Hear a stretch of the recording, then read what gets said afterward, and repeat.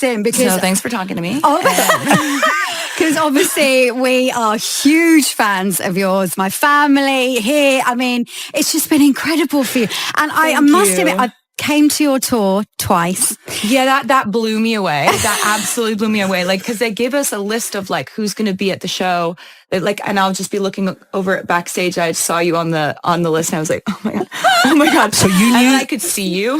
Well, you could see from the stage. Because weren't you next to Taylor's mum and dad? So I was next to I was next to your mum and dad, and it was so lovely. We had such a lovely night. We chatted, and it was just so brilliant. I got to know a bit more about your music as well, because your dad was telling me. Oh my god, my dad is the most social man on the planet. There's not a single stranger he has ever met in his entire life, and I guarantee you, he went back to like when I was born and talked throughout the entire show at her about like he'll talk about like talent shows and like it was great. Well, listen, it was amazing. It was an amazing night. It's a massive day today. Obviously, the album is out today. What we all want to hear though is the first single from the album. Will you introduce it for us? It would be an honor. I am so excited about this song. It's the first song on the album and the first single. It is called The Fate of Ophelia. That noise you can hear, that Swifties Googling Hamlet, desperately trying to find out. You know what? We gotta get the kids reading. Reading. I seem to remember though, Ophelia, she went mad and then died. Yeah, she was driven mad by love. And it's so the play on it, the hook is like, you like, someone comes into your life and rescues you from the fate of being driven mad by love. Right. So, yeah. Just amazing. I mean, I've been waiting for this album. I have pre-order. And really? Yes. I've heard that the vinyl is like sparkly. It's really cool. All very excited about it. Oh, thank you so much. Have you got a favourite track on that? I mean, it's really hard because people ask me this, obviously, and it's so difficult to pick a favourite. I think it might be Wish List. Yeah. It's a song that was actually the last song that we made for the album. And it was the song where like after we finished it, I was like, oh, we're done. Like we're good. We're done with this. This is the final piece. And it's a really dreamy song. It's a really romantic song. It's all about like, it details all these different things that people aspire to have in their lives and all the wishes that people are making all over the world of like things in their lifestyle or things they want to buy or places they want to go. And then in the chorus, it talks about what mine would be. Right. And I'm really into that one. One of the things that you both have in common, I think, is that what the Spice Girls did and what you do, Taylor, is that you put your fans at the very front of everything you do. I definitely think that you guys did that better than anybody. And it was like, it's really fun as a fan to feel known and to feel like the artist cares about like what you actually want from them. And obviously you have to mandate and manage that relationship because you have to be an artist and have your own vision and make things for your reasons too. But you always did factor us in.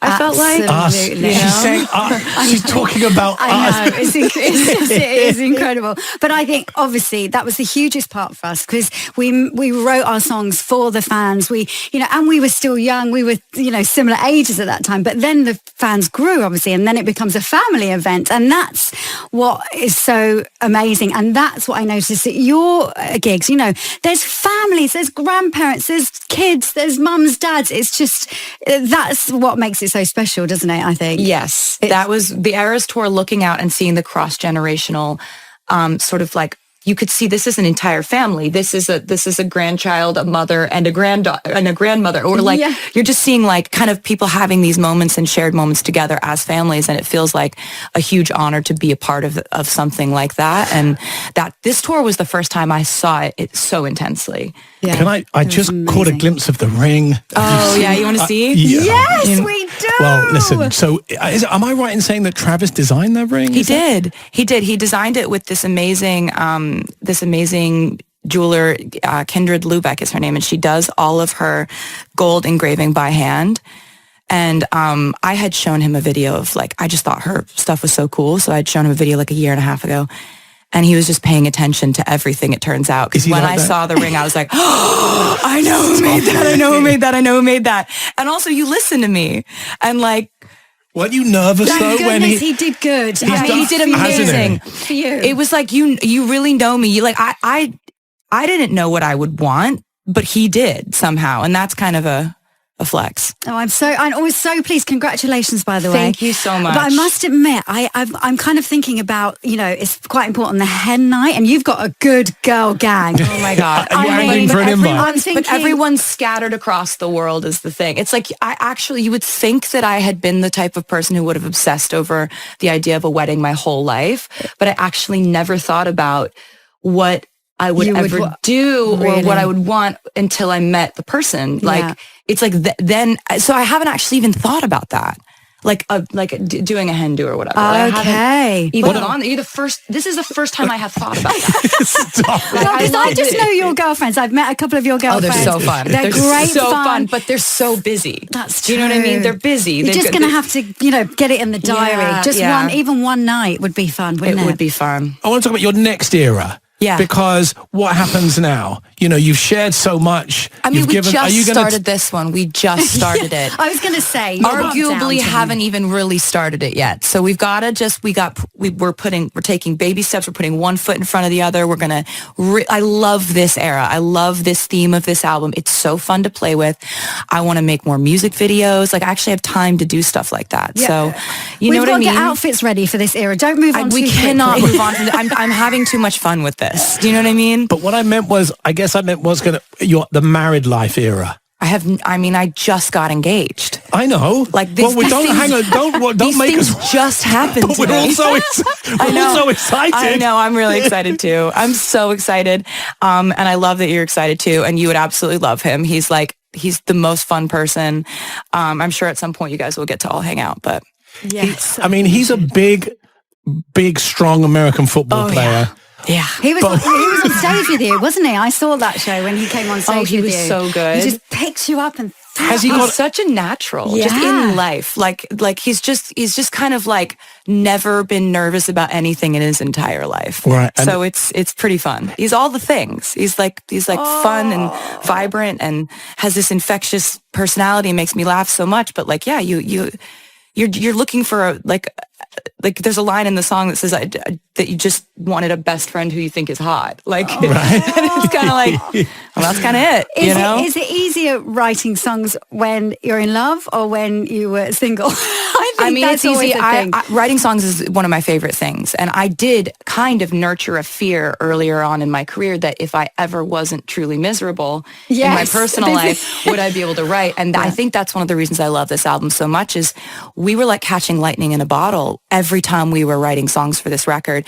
And I do think that someone in your life who fuels you, who makes you more you. Everyone in my life is like, you've never been so yourself, which is this interesting thing that you've been you your whole life, but we are different shades and different ourselves at different volume levels. And this person came into my life and everybody's like, yeah, you've never been so you. And I think that comes through in music. People who fuel you, they fuel every part of you and they make you walk taller and they make you present in a more vibrant way. And so hopefully that, bleeds into the music. When fans think about the incredible journey of Taylor Swift, they often picture sold-out stadiums, record-breaking albums, and global fame. But recently, a very emotional moment reminded everyone that behind this superstar is a loving father who believed in her long before the world did. Taylor Swift took a moment to celebrate the 75th birthday of her father, Scott Swift, and her heartfelt message quickly touched fans everywhere. Instead of simply posting a short birthday wish, Taylor reflected on the powerful role her dad played in shaping her life and career, revealing just how much his support has meant to her from the very beginning. Long before Taylor became a global music icon, Scott Swift was working as a successful financial advisor in Pennsylvania, living a stable and comfortable life. But everything changed when he saw something extraordinary in his daughter, a passion for music that couldn't be ignored. Rather than treating it like a childhood hobby, Scott took it seriously. In one of the biggest sacrifices a parent can make, the Swift family made the bold decision to leave their home and move to Nashville, the heart of country music, so young Taylor could chase her dream. At the time, there were no guarantees of success. It was a huge risk, but Scott believed in his daughter's talent more than anything. Taylor has often spoken about those early years, remembering how her dad never missed a single performance. Whether it was a tiny coffee shop gig, a local fair, or a small talent show where only a handful of people were watching, Scott was always there sitting proudly in the front row. That quiet presence meant everything to Taylor. She once explained that seeing her dad in the crowd gave her the courage to keep performing, even when she was nervous or unsure. It wasn't about fame or success yet. It was simply about a father showing up and believing in his daughter when she needed it most. In her birthday tribute, Taylor also shared touching childhood memories that showed just how far Scott was willing to go for her dream. She recalled long road trips where her dad would drive for hours just to take her to singing competitions or small performances in other towns. Sometimes those trips were exhausting, filled with long drives and late nights. But Scott never made it feel like a burden. Instead, he turned every trip into a special moment, encouraging Taylor and reminding her to keep believing in herself. Those memories, Taylor said, are some of the most meaningful moments of her life. Now, decades later, Taylor Swift stands as one of the biggest artists in the world, but her emotional birthday message made one thing very clear. She has never forgotten the sacrifices her father made. As Scott Swift celebrates his milestone 75th birthday, fans are once again reminded that behind every huge success story is someone who believed from the very start. And in Taylor's case, that person was her dad, the man who changed his entire life just to help his daughter follow her dream. Red Heart Hash Birthday Cake.